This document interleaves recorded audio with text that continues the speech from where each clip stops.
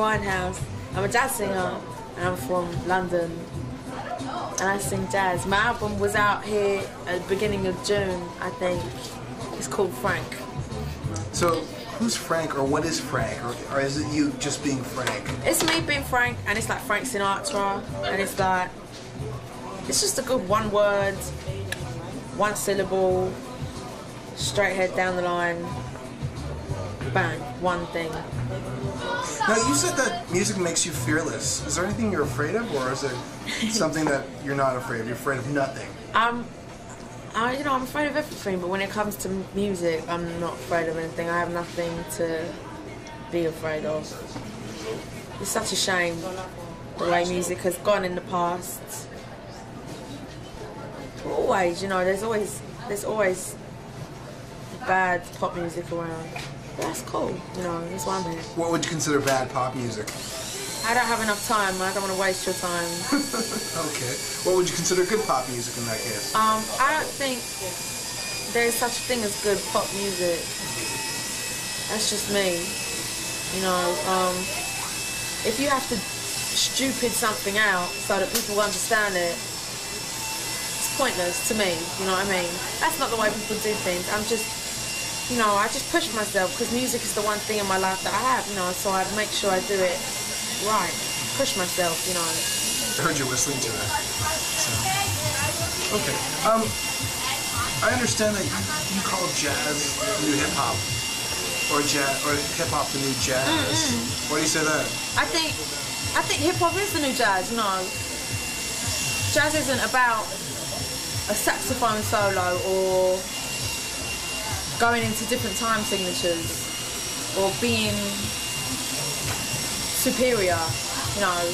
Jazz is about being expressive and carrying yourself forward, which is what the best hip hop does. People like Nas, Mos Def, they're poets. They're like the loneliest monk and the Charlie Mingus of today. You know what I mean? They are. People don't realise that, but these are our visionaries. You know what I mean? Speaking of Nas, you sampled "Made You Look." Yeah. From My Bed. Yeah. That's a challenge. That's a bit of a tough one. What inspired you to do that? It wasn't even me, I was with the same guy. My producer Salam produced his record, Made You Look. He did the Godson record. So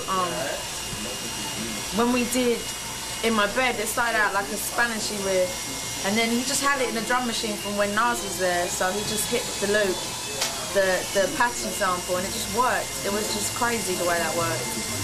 And then we kept it in because it felt so right. So we just left it like that. And there's a lot of diversity on this particular record. What kind of background do you come from that's told you to go that direction? Nothing.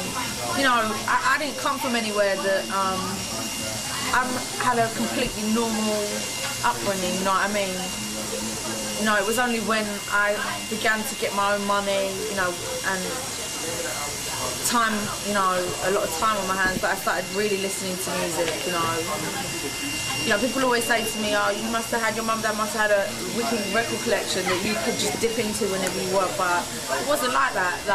My mum and dad didn't have that much good music, there was stuff that I learned from them when I was a kid, but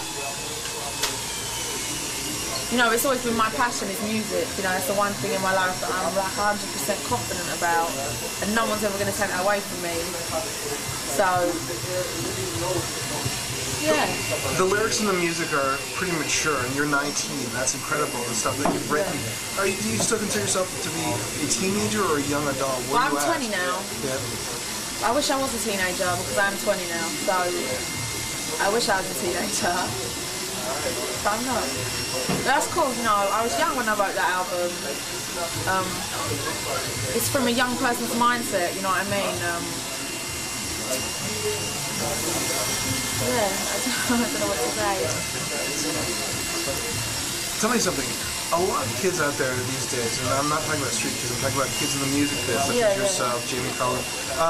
There's this new jazz movement, and it's from a whole bunch of white kids. Yeah. What is that all about? I don't know,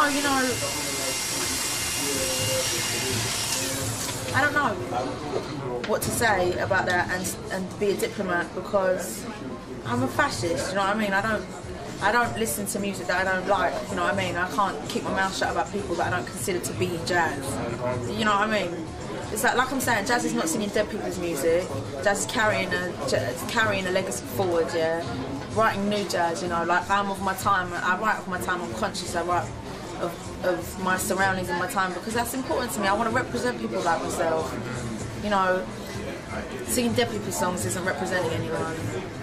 That's not jazz to me. I'm not trying to cut anyone down or anything, but I'm just honest like that. And in the press they've said that you're a bit of an anti-Nora Jones. How do you feel about that sort of What, like I am the anti-Nora Jones, or like I don't like her? What, I don't know what you mean. Well, no, there's been talk that you are sort of the opposite of Oh, that's cool, yeah, yes I am. I'm the direct opposite of Nora Jones. I have opinions and everything. Yeah. What do you think of Nora? I don't know, I haven't met her, you know. If you had a chance to meet her, how do you think you guys would get along? I don't think I would bother going to meet her, you know. But yeah, she's cool. She's got a lovely voice. Just all her songs sound the same, but she has a beautiful voice. You can't take that away from her, that's for sure. Now, what kind of space or headspace do you have to get into to write a song? I have to be sad, or I have to have a problem, you know, like this. I can't work it out myself, so I have to write it in a song, usually. So what have you gone through for this particular album to be able to create all these songs? It's a good heartbreak album. It's like some good breakup songs, and you know, I pretty much write about a bunch of stuff. You know, like anything that I have problems with, I'll write a song about it so I can feel better, and that works. You know, like I write about when mum and dad their separation, and I write about when my bird died. And you know, there's a whole bunch of stuff on it. Yeah, my best friend. Oh, that's not on the record. There's a whole bunch of stuff on it. Now, just going back to hip hop and jazz music, is hip hop recycling itself at this point in time, or is it music being used for other stuff now? I think, yeah, there's some shit hip hop around, but there's some shit everything around. You know, the cream rises to the top. In my mind, anyway. Who's hot right now for you? Same people. My favourite 3 rappers are Nas, Mos Def, Busta Rhymes. You know, classic people. They're not going anywhere. They're not going to do a tune with R. Kelly. They're just where they are. You know what I mean? And so, what kind of path would you like to see your career go on? I don't know. You know, success to me is not about record sales. You know, success to me is just having the freedom to go in the studio with whoever I want. And success to me is being able to pick up my instrument and go and play a gig every night, or go to the studio every single night. That's success, you know. Alright, Amy, thanks so much. Thank you, wicked. Cool. This is the coolest interview I've done all day.